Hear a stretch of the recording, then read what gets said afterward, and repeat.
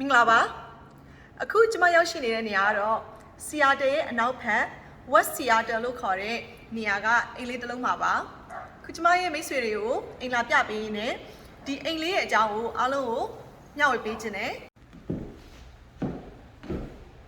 အခုဒီအိမ်လေးอ่ะဆိုရင်အိမ်ခန်း9ခန်းပါပြီးတော့အင်တာရီချိုးခန်းက3ခုအပေါ်တက်နဲ့အောက်ထပ်2ခုခွဲထားတယ်ဒီမှာကျန်းကျင်းနေဆိုရင်လည်းအသစ်လုပ်ထားတာအမိုးဆိုရင်လည်း230အမိုးအသစ်ကိုသုံးထားတယ် kitchen ထဲမှာတော့ cabinet တွေကလည်းခုထိ original တွေဒါပေမဲ့ခုထိကောင်းလို့နဲ့ဒီအိမ်ကအလေးရောင်နဲ့အများကြီးရှာပြီးတော့အိမ်ထဲမှာအခန်းတွေပါတဲ့အတွက်မိသားစုကြီးကြီးတွေအတွက်ဆိုရင်အဆင်ပြေတယ်ခုဒီအိမ်လေးက market ပေါ်မှာဆိုရင်ဒေါ်လာ9သိန်းခွဲနဲ့ခေါ်ထားတာပါအိမ်ထဲမှာဘာတွေရှိလဲဆိုတော့ကျွန်မနဲ့အတူတူလိုက်ကြည့်မယ်နော်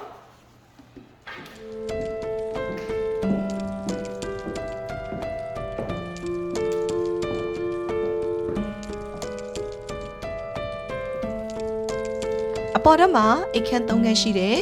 ။ဒါကတော့3ခန်းနဲ့တစ်ခန်းပါ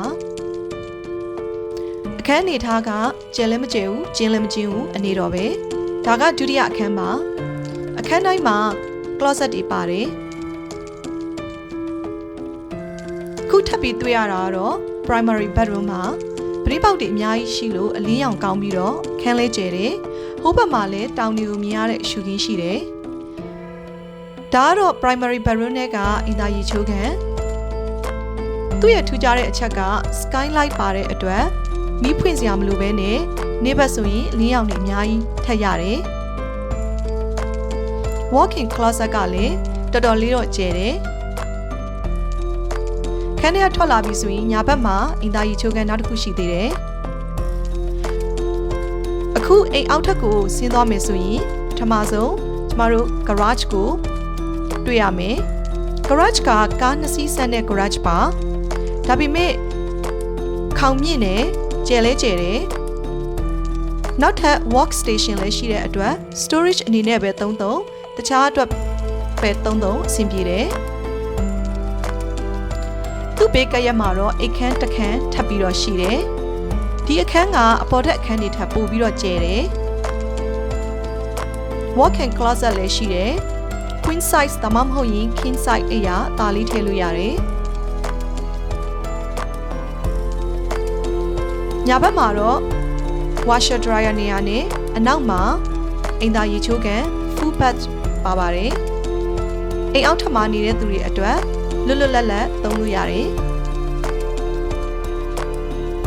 အဲ့ခန်းထဲကထွက်လာရင် living space ကလည်းကျယ်တယ်အိမ်အောက်ထပ်မှာရှိတဲ့ဒုတိယအခန်းမှာဒီခန်းအနေမှာအနောက်က yard ကိုလည်းတွေ့ရတယ်အခန်းကလည်းတော်တော်လေးကျယ်တယ်အဝတ်စားထားဖို့ closet ကလည်းနေရာတွေအများကြီးပဲ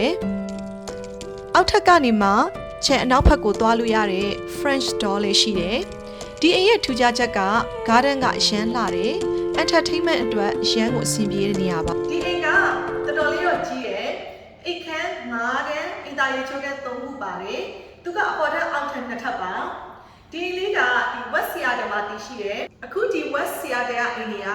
အခုတော့ဈေးအရင်မကြည့်သေးဘူး Seattle လို့ Bellevue နဲ့ရှင်မယ်ဆိုလို့ရှိရင်တော်တော်လေးကို affordable ဖြစ်သေးတယ်ဒါပေမဲ့ရှေ့လာမယ့်2နှစ်3နှစ်အတွင်းမှာ Seattle ကနေမှအခုဒီ West Seattle ကို light rail က extension လုပ်ထားမယ်လုပ်တဲ့ project စတော့မှာပါအဲ့ဒီ project ကပြီးသွားပြီဆိုလို့ရှိရင်အခုဒီ West Seattle မှာနေတဲ့သူတွေကကားမောင်းစရာမလိုဘဲနဲ့ public transportation ကိုအလွယ်တကူစီးပြီးတော့ဟိုဘက် Seattle မှာအလုပ်သွားလုပ်လို့ရတယ် commute လုပ်လို့ရတယ်ခုဒီအိမ်ဟာဆိုရင်လည်းအိမ်ကဆောက်တာ2000ခုနှစ်ကဆောက်ထားတာခုဆိုရင်20ဝန်းကျင်ပဲတန်းရှိသေးတယ်ဒါပေမဲ့ဒီအိမ်ကိုအမိုးတွေအားလုံးအသစ်လဲထားတယ်230အမိုးကျန်းကင်းနေဆိုရင်လည်းလုံးဝအသစ်ပြန်လဲထားတာဆိုတော့အိမ်က move in ready အဆင်ပြေတဲ့အိမ်မျိုးလေးပါပြီးတော့အခန်းကလည်းများတဲ့အတွက်အိမ်မှာမိသားစုကြီးတဲ့လူပဲဖြစ်ဖြစ်ဒါမှမဟုတ်ရင် investment သဘောမျိုးနဲ့ကိုယ်ကတစ်ထပ်မှာနေပြီးတော့ကိုယ့်ရဲ့အောက်ထပ်ကိုငှားချင်တဲ့သူတွေအတွက်လည်းအဆင်ပြေတယ်ခုဒီအိမ်က market မှာခေါ်ထားတာက9သိန်းခွဲပါအဲ့တော့ဒီလိုအိမ်လေးမျိုးကိုလိုချင်တဲ့ private tour လုပ်ချင်တယ်ဆိုရင်ကျမကိုဆက်သွယ်လို့ရပါတယ် out of state မှာနေတဲ့သူတွေလည်း Seattle မှာ investment လုပ်ဖို့စိတ်ဝင်စားတယ်ဆိုရင်ကျမကိုဆက်သွယ်လို့ရတယ် ဆီယာဒမာကနိပညာကုမ္ပဏီတွေရန်များပြီးတော့စီးပွားရေးဖွံ့ဖြိုးတိုးတက်တဲ့မြို့ဖြစ်တဲ့အတွက်ဒီလိုနေရာမျိုးမှာ invest လုပ်တယ်ဆိုရင်ကိုယ့်ရဲ့ property ကရှေ့လာမယ့်နှစ်တွေအတွင်းမှာဈေးတက်မှာသိကြပါတယ်